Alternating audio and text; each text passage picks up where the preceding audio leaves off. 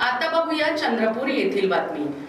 चंद्रपूर लोकसभा मतदारसंघाची निवडणूक पहिल्या टप्प्यात म्हणजे 19 एप्रिल 2024 रोजी होणार आहे। या निवडणुकीत 15 उमेदवार रिंगणात आहेत। मतदानासाठी आता केवळ 4 दिवस शिल्लक आहे। प्रचाराची रणधुमाळी सुरू झाली आहे। चंद्रपूर लोकसभा क्षेत्राचे भाजपाचे उमेदवार सुधीर मुनगंटीवार आणि काँग्रेसच्या उमेदवार प्रतिभा धानोरकर यांच्यात थेट लढत होण्याची शक्यता आहे। जसजशी निवडणूक जवळ येत आहे तसतसा प्रचारालाही वेग येत आहे। मूल व गोंडपिंपरी शहरातील मतदारांच्या मनात काय आहे या संदर्भात लाईव्ह चंद्रपूरच्या टीमने जाणून घेतल्या काही प्रतिक्रिया।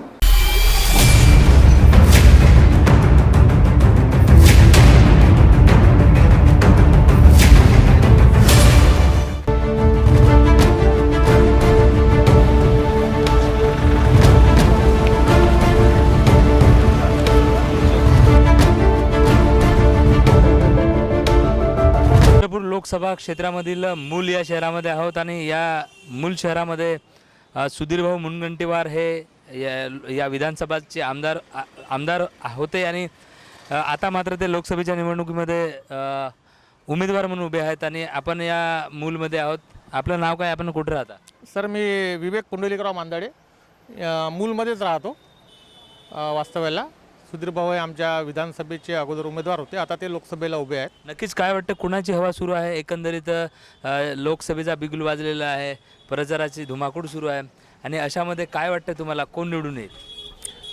सर, हवा म्हणाल तुम्ही तर सध्या तुम्ही जर मूलला इथं उभे राहाल तर आमच्याकडे बॅनर जास्त प्रतिभाताईंचे लागलेले आहे, पण इथूनच जर तुम्ही पाहाल तर सुधीर भाऊंचे तुम्हाला विकास कामेसुद्धा इथूनच दिसेल। तुम्ही उजव्या साईडला पाहाल तर बसस्टँड आहे, तो सुधीर भाऊने इथं निर्मित केला आहे। हा काँक्रीट रोडसुद्धा सुधीर भाऊचाच आहे। हे हिरवगार जसं तुम्हाला रोडाच्या कडेला लागलेलं जे दिसत आहे ते सर्व तो सुद्धा सुधीर भाऊचाच आहे। विकास कामांची सगळी इथं जे रॅली म्हणू आपण, एकंदरीत समाज माध्यमातून किंवा समाज माध्यमांना प्रसार माध्यमांना बोललं जातं की महाराष्ट्राचे विकास पुरुष म्हणून संबोधले जाते। मग एकंदरीत 30 वर्षाच्या ह्या सगळ्या राजकारणामध्ये महाराष्ट्राचा विकास करत असताना भाऊंची दिल्लीवारी का?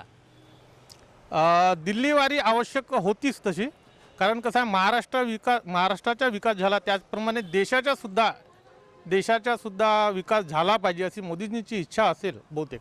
आणि तुम्हाला काय वाटतं, म्हणजे सुधीर भाऊ मुनगंटीवार हे संसदेत गेल्यानंतर आपल्याला काय वाटतं, कुठल्या विकासाचे जे कामं आहेत ते त्यांनी करावेत? बघा, विधानसभेला ही विकासाची कामे ही राज्यस्तरावर असतात आणि लोकसभेला ते संसदेमध्ये गेल्यावर ते पूर्ण भारताच्या ज्या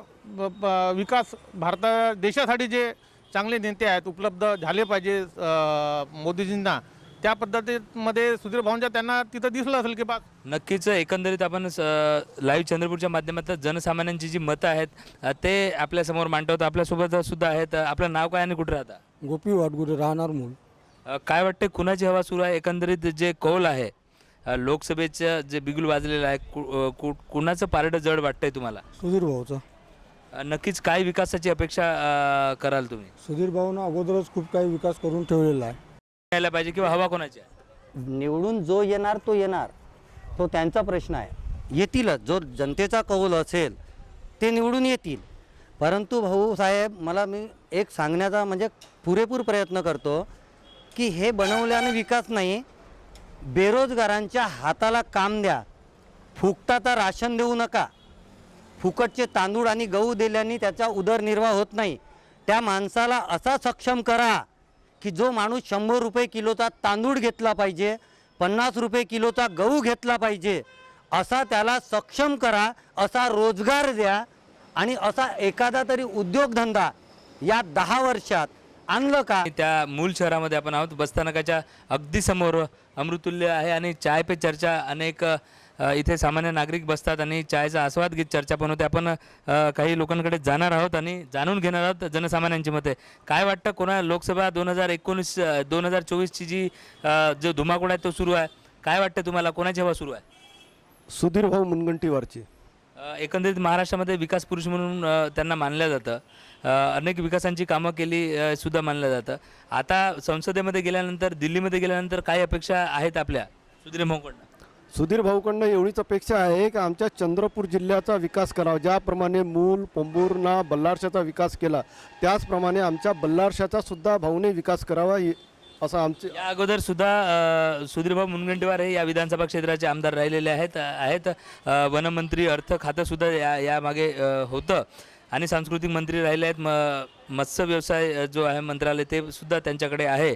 आता खासदार म्हणून निवडून आल्यानंतर काय अपेक्षा राहील आपली आणि काय वाटतं कुठला विकास केला पाहिजे भाऊंनी?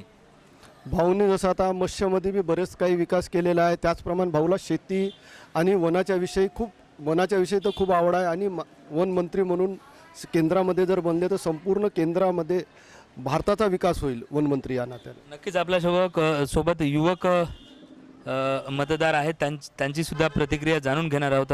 2024चा बिगुल वाजलेला आहे, रणसंग्राम होतो आहे, धुमाकूळ आहे प्रचारांचा. अशा वेळेस आपल्याला काय वाटतंय, आपल्याला काय आव्हान करायचं नागरिकांना?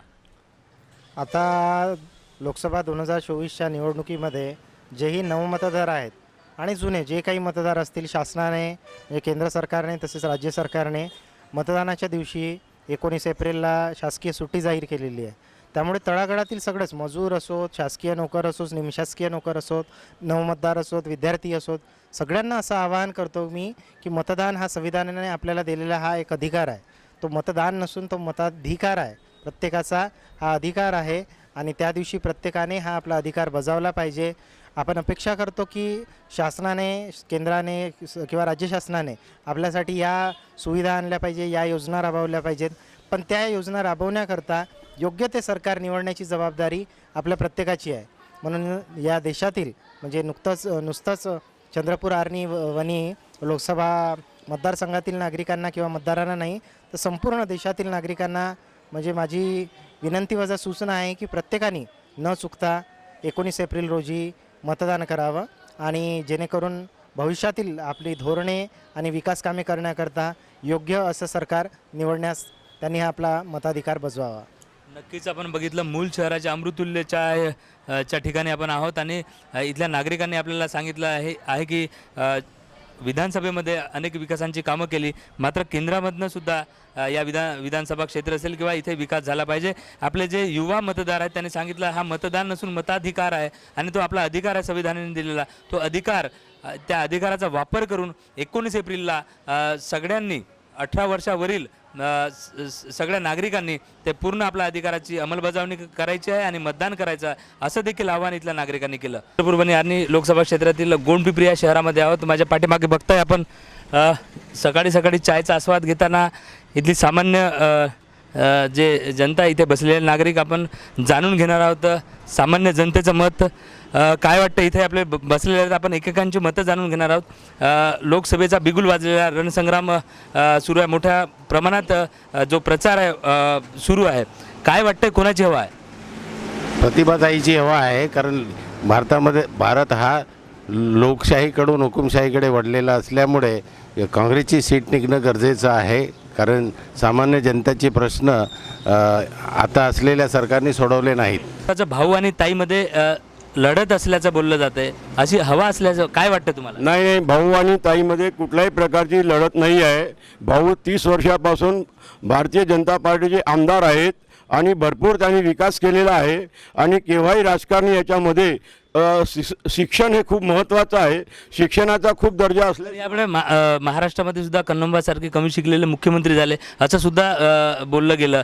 मात्र शिक्षणात जे आहे किंवा 30 वर्षापासून महाराष्ट्रामध्ये भाऊंकडनं खूप मोठ्या प्रमाणात विकासाची कामं झाली. मग हे सगळं होत असताना दिल्लीवारी का? हे सर्व असताना विधानसभेमध्ये फक्त महाराष्ट्रापुरतं हे होतं, त्यांना पूर्ण भारताच्या विकासामध्ये सहभाग व्हायचा आहे. म्हणून ते दिल्लीला खासदार बनणे म्हणजे पूर्ण भारताच्या विकासाबद्दल त्यांना आढावा घ्यायचा आहे. एकंदरीत काय अपेक्षा आहे भाऊ खासदार निवडून गेल्यानंतर? भाऊ खासदार 100% निवडून येतात आणि या अगोदर जे खासदार निवडून आले ते 4 वर्षामध्ये कुठल्याही प्रकारचा विकास केलेले नाही आहे. आता कुठल्या विकासाची अपेक्षा करता? भरपूर विकासाची अपेक्षा आहे. त्यांनी ज्या मतदारसंघात विकास केलेला आहे त्याच पद्धतीने आपल्या खासदारमध्ये सुद्धा ते विकास करणार आणि महाराष्ट्रामध्ये विकास करणार. सामान्य जणांचे मतं एकंदरीत ऐकल्या जात नाही. त्यामुळे आम्ही लाईव्ह चंद्रपूरच्या माध्यमातून जनसामान्यांची मतं ऐकतो आहोत. काय वाटते तुम्हाला, कोण 2024च्या या लोकसभेत निवडणुकीमध्ये सरस ठरेल? सुधीर भाऊ. काय कारण वाटतं की सुधीर भाऊ जिंकेल? सुधीर भाऊचा विकास आहे. चंद्रपूर जिल्ह्यामध्ये अनेक विकास केले आहे. इथे तालुक्यातही विकास केला. पालकमंत्री असताना भरपूर विकास झाला. आमदार असताना त्यांनी आपल्या क्षेत्रातही भरपूर विकास केला. त्यामुळे मला वाटते सुधीर भाऊच निवडून येतील. नक्कीच आपण गोंडपिंपरी शहरामध्ये आहोत आणि आपण सकाळीच चाय टपरीवर जे आहे जनसामान्यांची मतं जाणून घेतली आणि आपल्याला नक्कीच आढळून येत आहे की जी लढत आहे भाऊ आणि ताईमध्ये नक्कीच काटेकी टक्कर आहे. मी नितेश जोंगरे, लाईव्ह चंद्रपूर.